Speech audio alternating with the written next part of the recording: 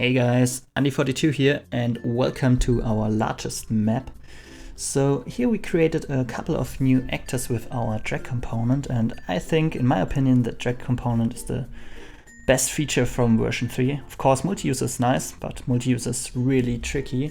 The drag component is something I use every day. And now this is all just a static mesh with a component.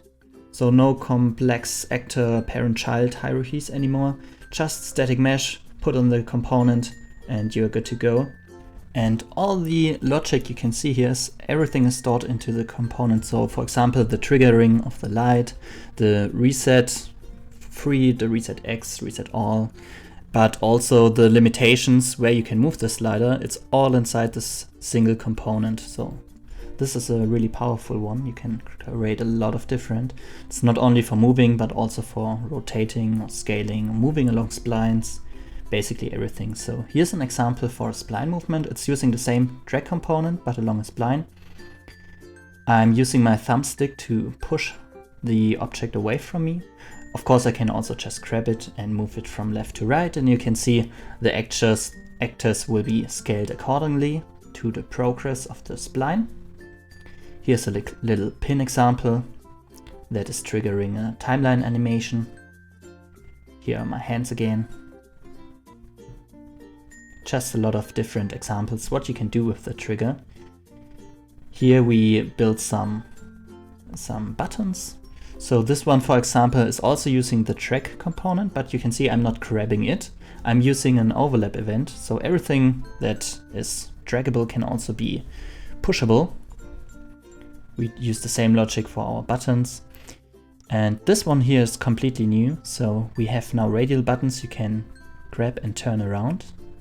This is new for version 3. You can just grab them, turn them around. And we've integrated some different button types for you. This one here is triggering the light or some rotation. And all of this is just one actor with a lot of different static meshes and different components. So no child actors here, and all of this even works if I grab the component and move it into a different position. So as you can see, this is a very flexible system with a lot of different possibilities. Some Niagara particles in there. Just wanted to play around a little with them, and this was the perfect excuse to start tinkering around.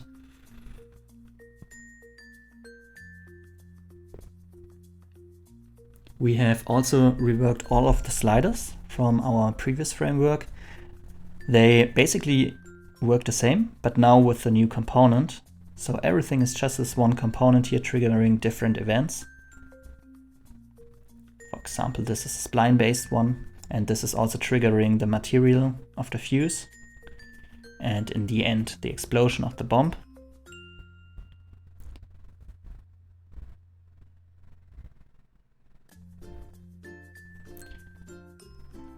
For the draw, there are two different examples. This one here is using child actors, so they are just placed in the scene, drag and drop. The other one is a combination with just static meshes. So we have only static meshes and components to handle all the different movements of the draws. And one little detail, if you set this to 3 and you stop while moving, you can see it's still moving and ease out the movement. So you have a really smooth movement. Here's an example where we trigger morph targets. In this case, we're just triggering all from the left side or all from the right side, but of course you can add multiple sliders. So I'm going to show you the same with the hand controllers. So especially this one here I really like. It's a drag component with one linear, so the up and down, and one angular where I can rotate it and the hand is snapping to the grip very nicely. This feels really cool. So this is one of my favorite examples here. And now I'm just going through, show you everything with the hands. It's basically using the very same logic, and that's cool because as a developer you don't need to worry about how this will work with the hands, will this work with the desktop, with a mouse. If you're using this component, it will work with all different modes, even with lasers. what I really like about the hand is the snapping into the latch poses, so you really have the feeling that you grab this slider here.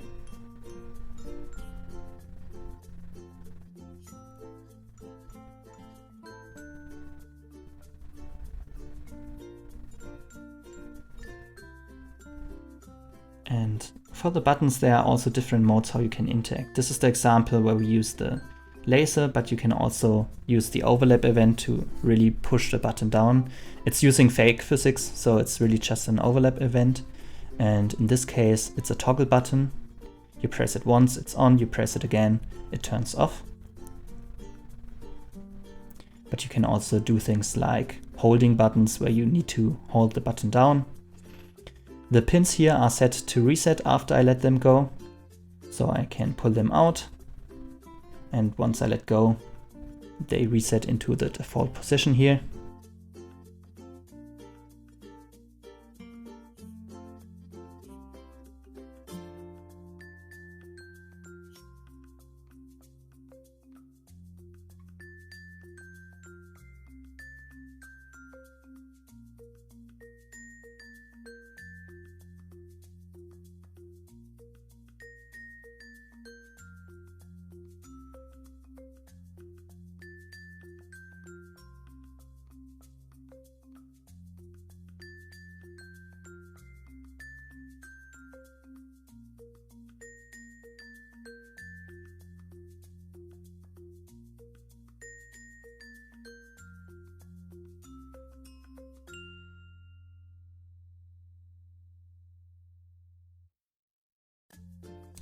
So this is one of my favorites from the multi-user test.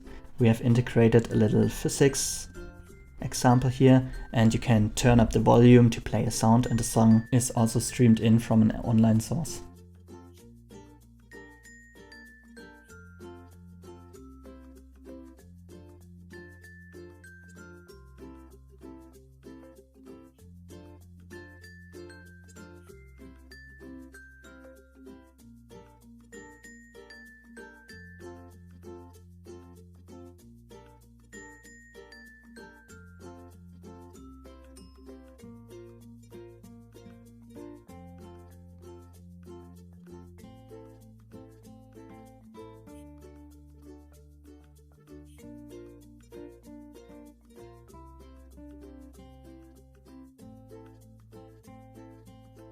So here's the example for our angular buttons, and they work really well with the hand. So this one is my favorite compared to the laser or the desktop mode.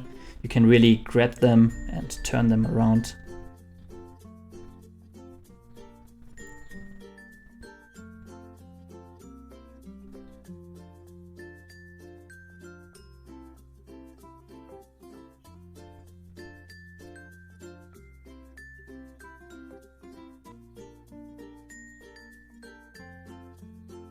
I'm super excited what you guys come up with this one, because we hadn't integrated this until now.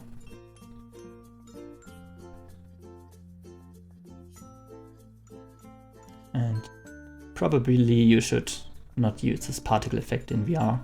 It's working fine here, but I'm only in a small scene, so really be cautious with this one.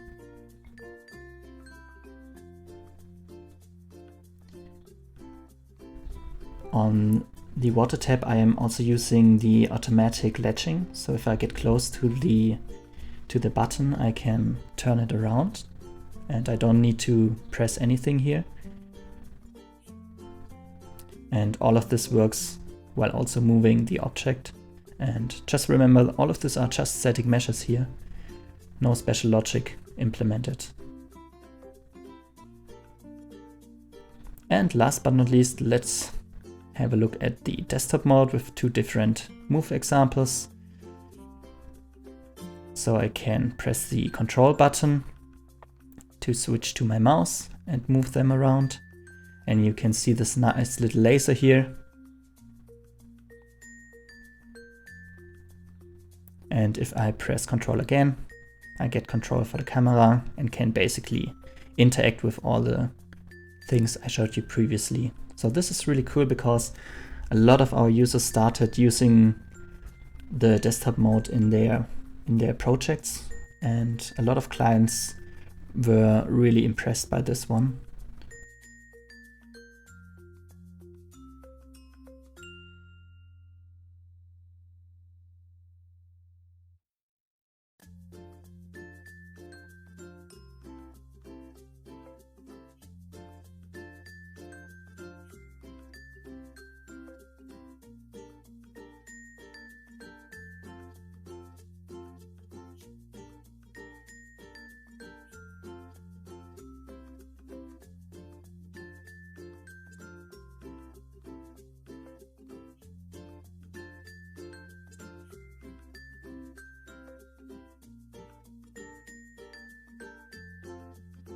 So here you go. Same map, 3 different interaction modes, and I'm going to see you in the next map.